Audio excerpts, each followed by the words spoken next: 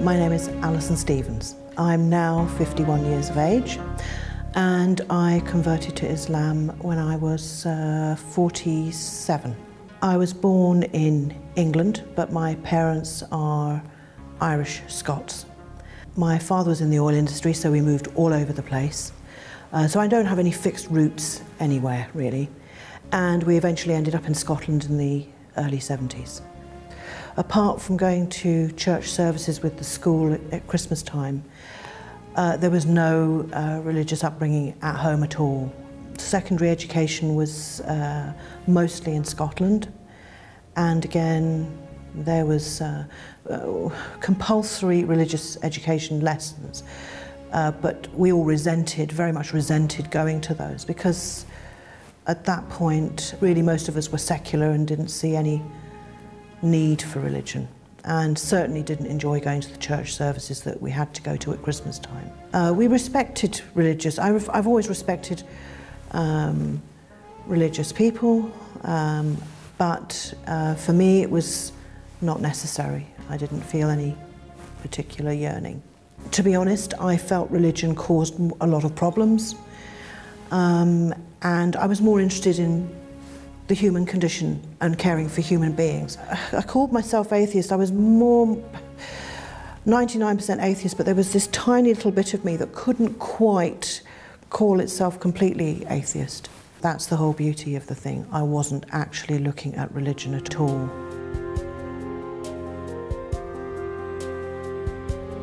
My hospital had recruited some people who were very evangelical Christians, and in fact they were putting me really off of religion completely.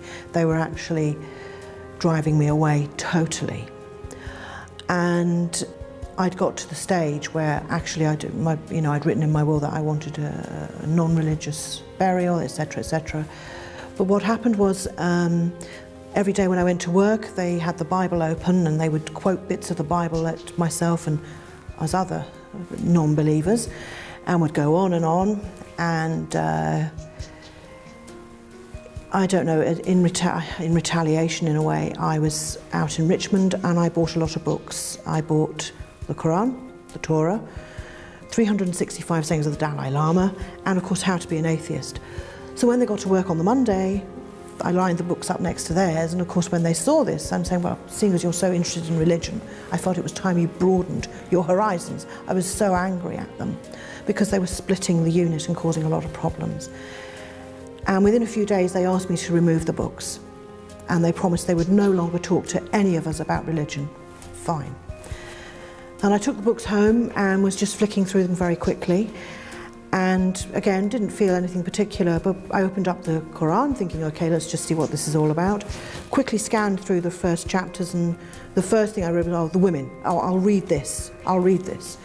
Opened it up and started reading it, and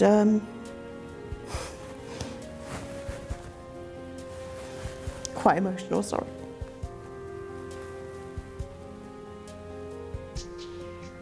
The shock was quite profound. Even now, it's quite profound. Anyway, I remember reading the words and thinking, well, this isn't what I expected. And I read a bit more and thought, I can't believe what I'm reading. So I shut the book and thought, okay, I've read a bit now, that'll do me. But I couldn't stop reading it. So a few days later, I decided to read from the front. It was just wonderful.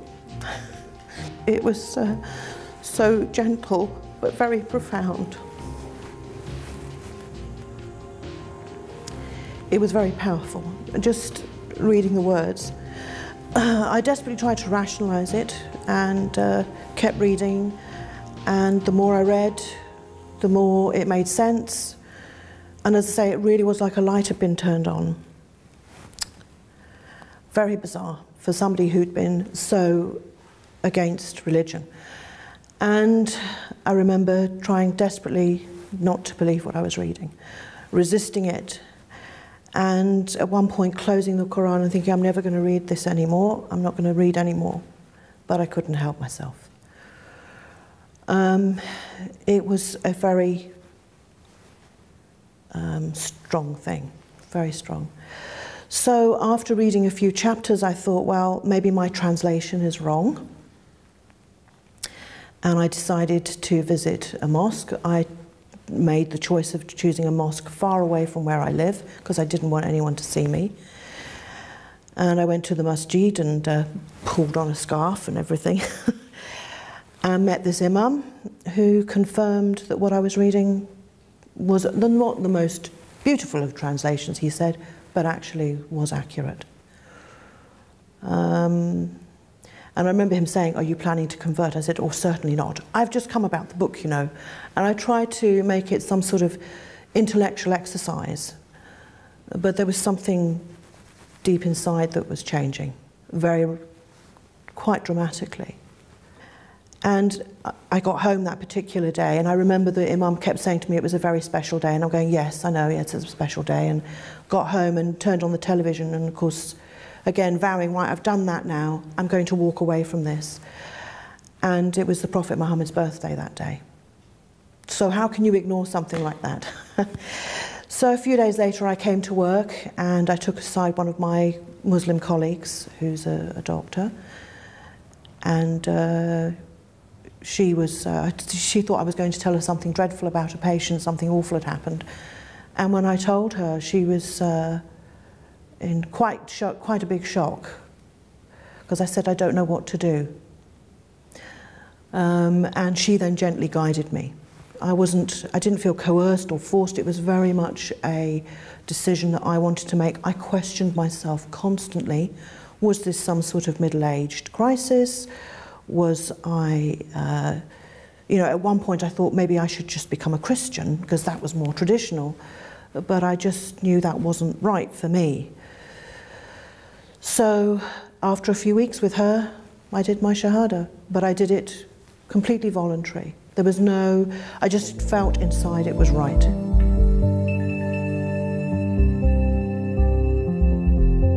Libya had a small influence on my conversion. When I went there, the people were very friendly. They were very hospitable, very open. One of the things that impressed me was I went to one place where they had an old church that had been deserted for a long time, but the locals felt it their duty to keep the church in order, even though it hadn't been used for over 40 years. They were very curious to know about me and my thoughts and what kind of lifestyle I had. And of course the sound of the call to prayer actually was quite magical as well. When I went on one of my visits to Libya, I went to the desert. I'd written to the agent ahead and said that I wanted to be with as few people as possible. According to the guidebook where I was going, there was convoys of tourists, but actually that wasn't true. And he organised for me to drive with this Bedouin driver and a Tuareg cook, and I went with a friend and had a fantastic time. It's the best holiday I've ever had. I've never laughed so much. I don't know if it's the fresh air or what. The little driver that I had, his name was Mohammed, did not speak any English, well, about 4 words, and it was perfect. As I left the village where he lived, he took my mobile number, and I said, goodbye, masalam. A few months later, as you know, I was back in Britain, and a few months later I actually then converted to Islam. But again, there was no relationship at this point with Libya as such.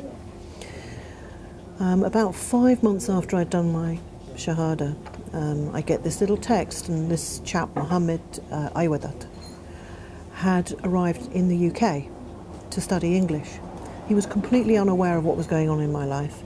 Of course, we met up, and of course when I told him I'd converted to Islam, well, that was it. He decided that he'd been sent here to look after me, and he was now my protector, and he decided he's my brother. And I kept going, yeah, Islamically. He goes, no, I really am your brother now. And through him, of course, when I went back I got invited to his wedding, and of course met all the rest of the family, and the bonds became closer and closer and closer. And of course those bonds now are very, very strong. So this is why I refer to them as my Islamic family, because we've got no blood relationship at all. There's no marriage relationship, but when I go there I'm very much part of the family. The only thing I'm going to do in the next few years is add the family names to my name. But I'm keeping my name Alison because Alison is a very honourable name. But I'm going to be changing my deed poll and adding their family name into my name. I've asked their permission and they're very, very happy about this. The thing about the Islamic family I want to add is, obviously when they first got in touch I thought, what are you after? But they've had nothing from me. In fact, Mohammed Aywadat, for a long time, even when he was living in the UK, didn't come and stay with me because he didn't want to be seen to be taking advantage.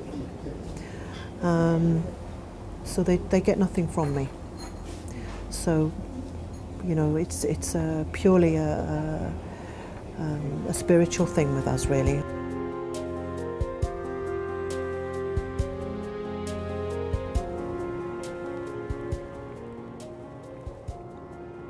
This is the main entrance to the hospital that I work at, and I've been working here for 10 years. It's just a typical National Health Service hospital, very busy, very busy. And we're now just going off to a local restaurant, a fantastic Lebanese restaurant, with where we're going to meet my friends.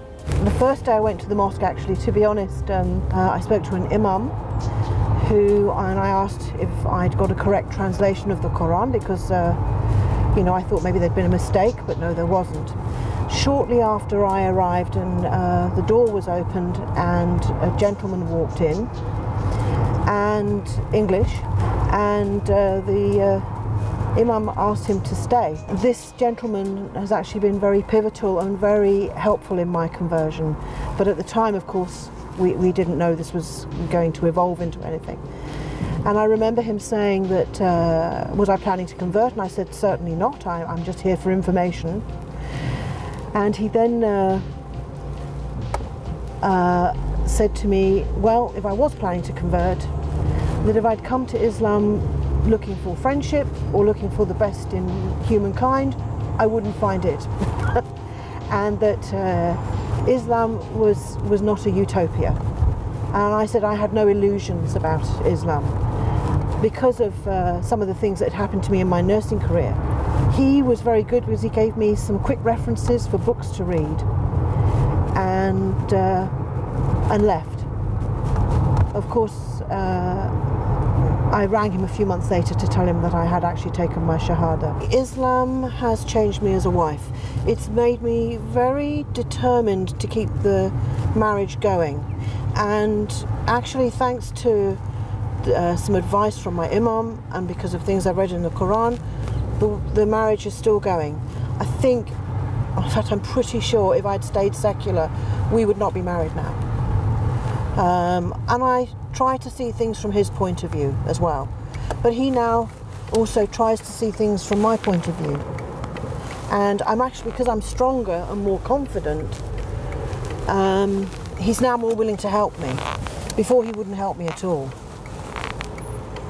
And I think secretly he's quite proud, even though he doesn't want to admit it.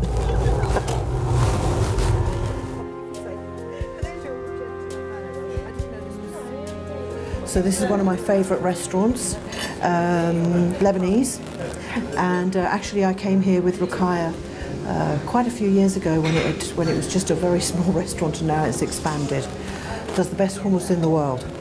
My name is Ruqayya, and I'm a friend of Alison's. How long? I think it's been about, what, 4 years? In 2007. Is it really? Okay. I met her in 2007. She has a better memory than I do. And I was asked to meet her because my daughter was going to an Islamic school in Egham. And one of the girls said, Miriam actually, wasn't it? Yes. Would you mind meeting up with Alison and having a chat? So I said, yeah, okay, that's not too bad. And I've been doing this for the community anyway, just been supporting Muslims that just converted. So we met at Hounslow Mosque. Yeah. And but we talked about Islam outside the mosque, didn't we? Yeah. And the only thing I can remember saying to you is, the only advice I can give you, because I can give you none, is just a word of warning that you'll get, as soon as you converted, you get these loads of people saying to you, do this, this is haram, this is halal, this is, you know, and it's almost like a rule book. And I said, sometimes you just need to take a step back. And I said, don't listen to everything, just acknowledge it, be polite, and then ask them either to confirm it with the Sunnah or with the Quran, or if not, then confirm it within your own heart, really, if it resonates with you and it feels pretty cool. I said, because they can drive you absolutely mad and you get told so many different lies or discrepancies that it drives you, you know, okay, what is this, what is that? Not to rush things. Because to make any kind of changes in your life, it takes time anyway. You've got to adjust. If you adjust too quickly, then you can't take on the beauty of Islam. It's quite simple. If you do it in short bite-sized steps, gentle little steps, and then you can appreciate all those changes that are happening to you spiritually. If you rush right in, like a bull in a china shop, you'll crash a few items along the way, and you may actually miss some of the beauty that surrounds Islam. Actually, I find it very empowering, and for me, it's given me a lot of freedom. Freed up my thought. I'm not afraid to open up my heart and feel things now. If you look at how the history of Islam, they were the first ones to think of you to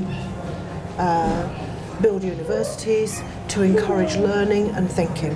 And of course, the other thing I didn't realise is, you know, your local masjid is not just a place of prayer, it's also a place where people go to learn. The Regent's Park Mosque has a huge library, for example, full of books, you know, and a huge courtyard where people can stand and discuss matters. So, over the years, I've come across other converts, but one in particular, I was in a bookstore, and I could hear this girl talking excitedly on the other side of this bookshelf, and very English voice, and I sort of popped my head over, and there she was, with niqab and everything. And of course she was shocked when I said, well, actually I'm Muslim too. And she was going way off the path, and I remember taking her to Regent's Park Mosque to meet my imam, and she actually argued with him constantly. I think one of the things that really hurt me was she was saying how her mother was quite Christian and had done the Christian Lord's Prayer in front of her, and she had stopped her mother doing this. And I said, well, that's not Islamic behaviour at all. And if you listen to what the Christian prayer is, and our prayer is almost identical, what it's asking for. And to hurt your mother is just so against Islamic belief. Anyway, this girl became quite fanatical. In the long run, she actually left Islam, but now is vehemently, she's sort of really against Islam now. Because she joined it as a form of rebellion, and of course discovered that actually most Muslims just get on with their lives and have the same core beliefs as everybody else, really. And you know, she didn't find what she was looking for, so that was sad, very sad.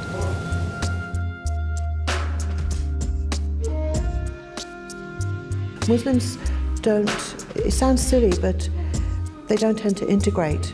They don't invite people round to break fast, for example. During Ramadan would be a really good excuse to get a non-Muslim colleague or friend to come and break fast with you, because it's a great event.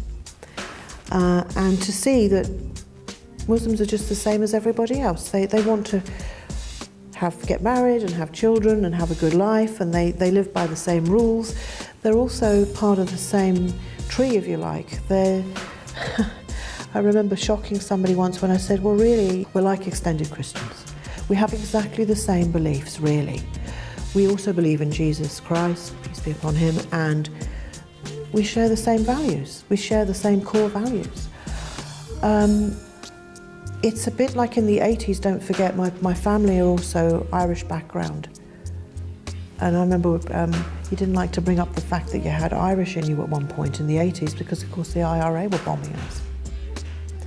So maybe it's just a phase, and of course now everybody loves the Irish. Everybody loves the Irish, which is great. But maybe that's what we need to do, unfortunately it'll be a phase that we have to go through. And I think the tide is turning. I think people realise that the people that commit terrorism are a minority. Sadly, it's very sad. And I think hopefully the moderate voice is getting heard more. I think the other problem is our media tends to focus very much and gives a lot of coverage to the fundamentalist or the extreme view. And people like me are a bit boring and a bit moderate, and they're not interested in people like me, you know. Although I worked in a very, you know, as a nurse you're supposed to be compassionate, my heart really wasn't in it. It was sort of going through the motions without really feeling it. I'm actually much more compassionate and understanding than I ever was. I'm much more patient than I was. I still have a little bit of a temper, but I try to, for the sake of my religion, or when I think about the Prophet, peace be upon him, Muhammad, I try to control my temper a little bit more now. I haven't lost my sense of humour. I remember I didn't want to sort of run around and say, hey, guess what's happened to me? And I kept it very dignified and very quiet, not because I was ashamed or because I didn't want to talk about it, but because it was something so personal to me. And I was at work, and it was my first time I did Ramadan, and my colleagues were saying, oh, did you want a cup of tea? I said, no, I'm all right. And when one of them joked, says, what, are you fasting? Are you a Muslim? Joking. And I said, yes, I am actually. And this was the first opportunity I'd had to actually talk about this. Now, this has been 6 months. I'd been converted for nearly 6 months at this point. And there was this shock silence in the operating theatre, absolute shock silence. And somebody said, you shouldn't joke about something like that. I said, I'm not joking. And the surgeon actually dropped an instrument because of the shock. Because please remember, I'd been atheist, more or less. And there was a bit of a sort of embarrassed coughing, and then they carried on. And they said, oh, you know, there was just this silence. So we then carried on working. Later that day, I went down to the coffee room to get one of the surgeons to come back to work, and trotted down into the coffee room. And as I walked in, you could hear everybody talking.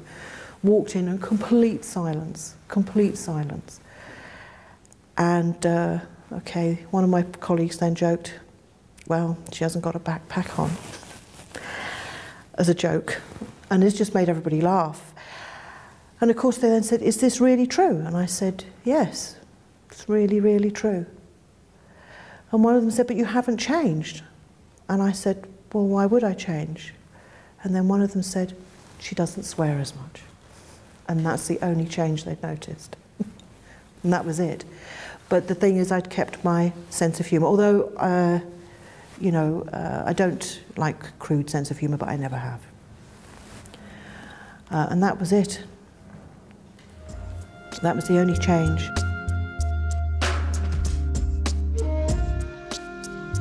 This is the Quran that I refer to most often. It's Al-Quran by Ahmed Ali, and it's a contemporary translation. And again, this is the Quran that I first went to Regent's Park Mosque with. Just to stress, it isn't the most beautiful of translations, as they've said, but it's got beautiful footnotes and very, not easy to read, but it's written in a beautiful language. This is from the family of Imran 3129. Remember, to God belongs all that is in the heavens and the earth. He may pardon whom he pleases, and he will punish whom he will. Yet he is God, and he is forgiving and kind. And finally, something I hold firm to, because it's very easy to get into arguments with people. And simply it's this: remember, to you your way, and to me my way.